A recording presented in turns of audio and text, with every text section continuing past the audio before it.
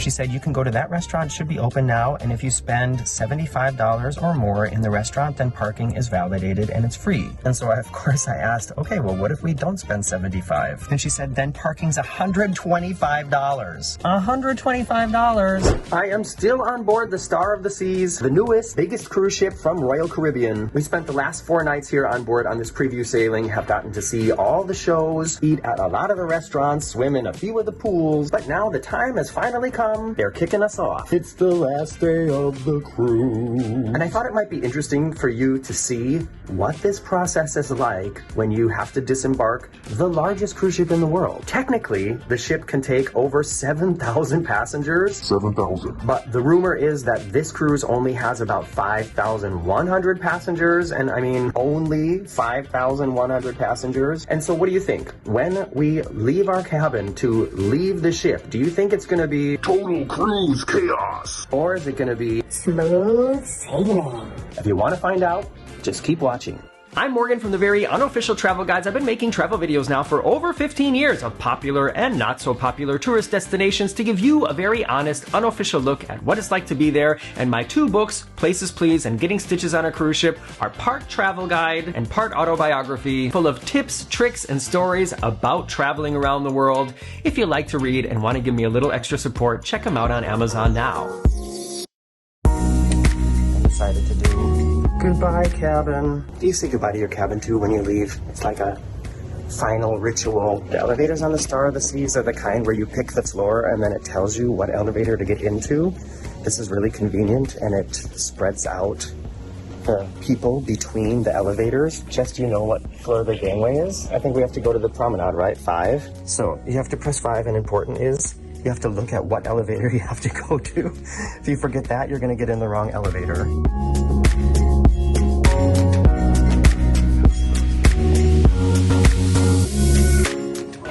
They already have decorations set up for the next cruise. So the next cruise is the naming ceremony, and it was supposed to be with Diana Ross, but she canceled, so now it is somebody else. And you can see they have balloons set up for some kind of balloon drop. And this is the line to leave. Hola. Adios. Okay, adios. Please wait 2, we have 3 lines. Thank you so much. Safe travels. See our port here.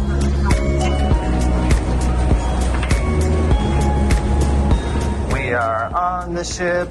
We are on the ship. We are not on the ship.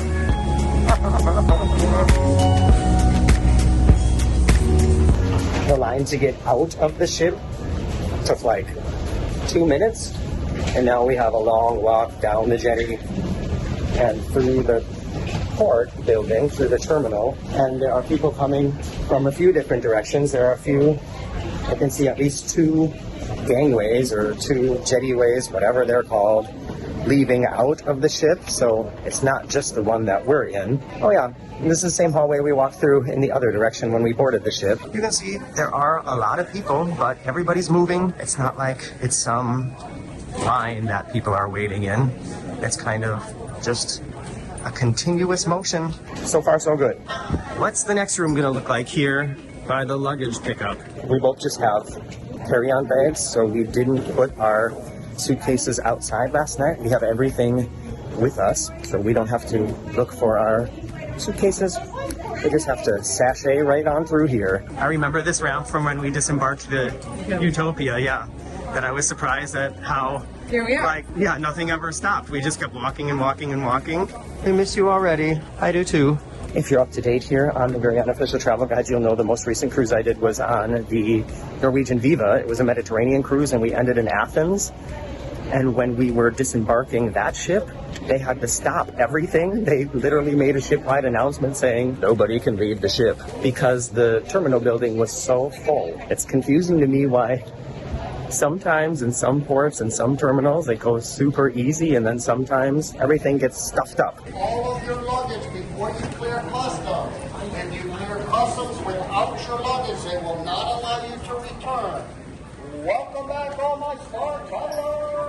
So that's the passport check over there, and there's also no lines over there. Okay, maybe one reason this goes smoother is because they are using facial recognition technology here, so you don't have to show your actual passport. it's done using facial recognition, and that definitely makes things go smoother. But this is like so smooth.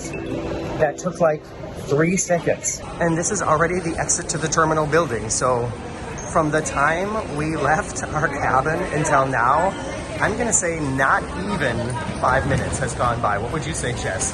Not even. And now we're outside and it is hot. That's Florida. We parked here in the facility right next to the port. Got a space really close to the ship. So we just have to walk back over to our car, hop in the car. The parking rate, if you park your car here, is $17 a night. Is that right, Jess? $17 a night? A day. A day. $17 a day. When you pull into the lot, you just choose the cruise you're going to be on, and it automatically charges you the right amount for the number of nights.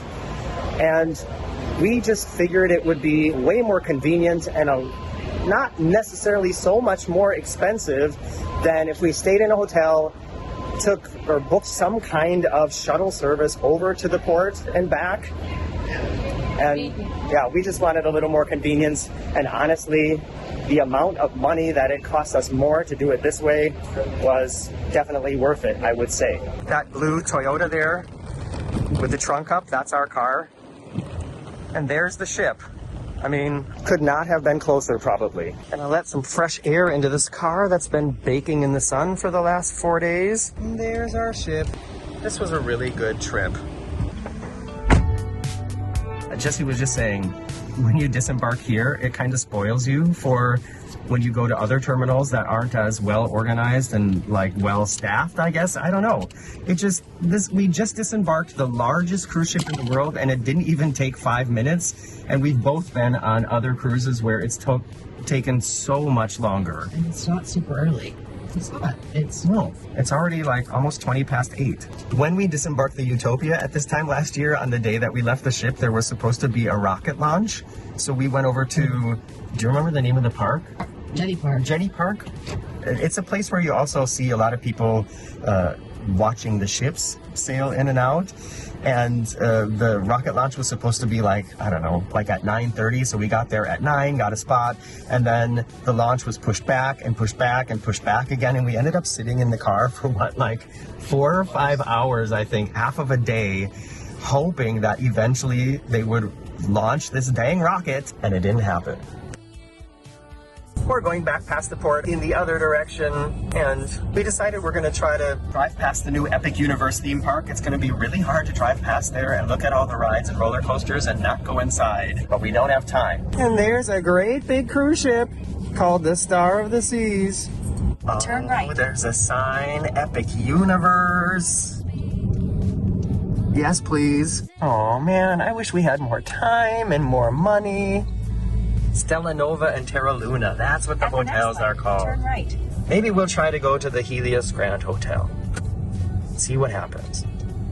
So we can't really park here because we're not staying here, and Jesse's gonna just circle around, and I'm going into the Helios Hotel to just check it out for a minute. Look at this. This is so pretty, so impressive, and if I go out on this little balcony out there, I can look right into the park. So you know I'm gonna do that.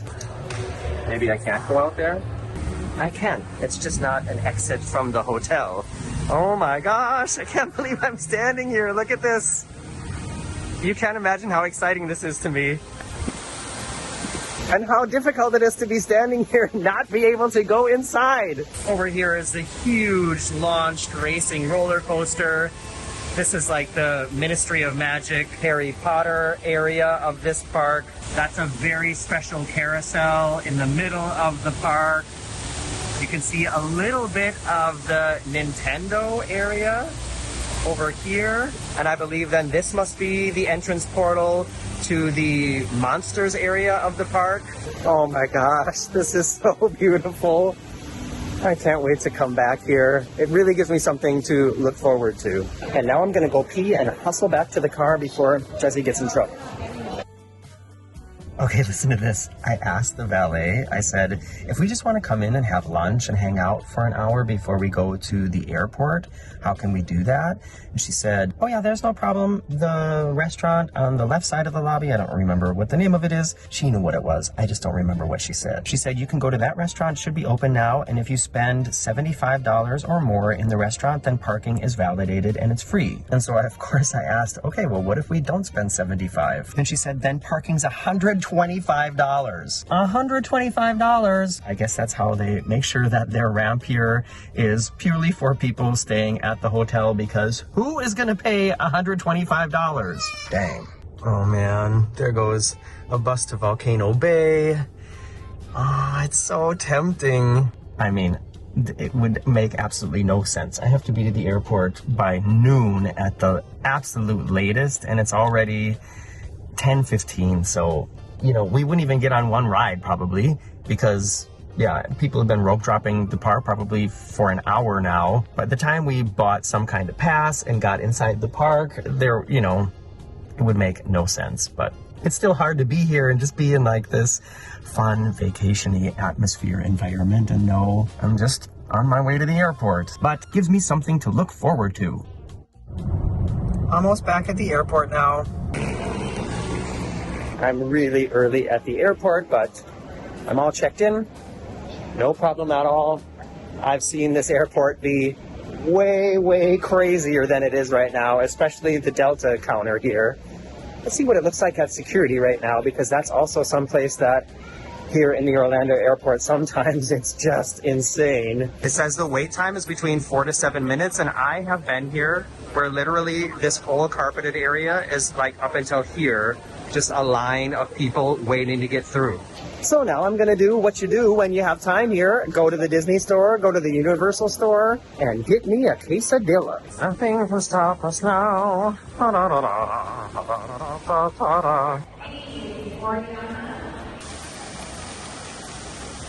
No quesadilla. I had a Starbucks gift card that I wanted to use up, so I got a focaccia from Starbucks. And I'm sitting here with this beautiful view of the fountain and the Hyatt Regency Hotel here in the airport. Have you ever stayed here? How was it? And the line for security has gone up to between 3 and 6 minutes. Oh no! Let's talk about this fountain for a second. You can see the fountain is like flush with the normal floor here. And you have the fountain area, and then there's this ring of plants in there. I'm assuming that when this fountain was originally built, there was nothing around it, and the people who designed it and built it just thought, it's a fountain, we'll leave it like this. You know, nobody's going to walk in there. This isn't going to make any problems. And then they realized, oh, wait.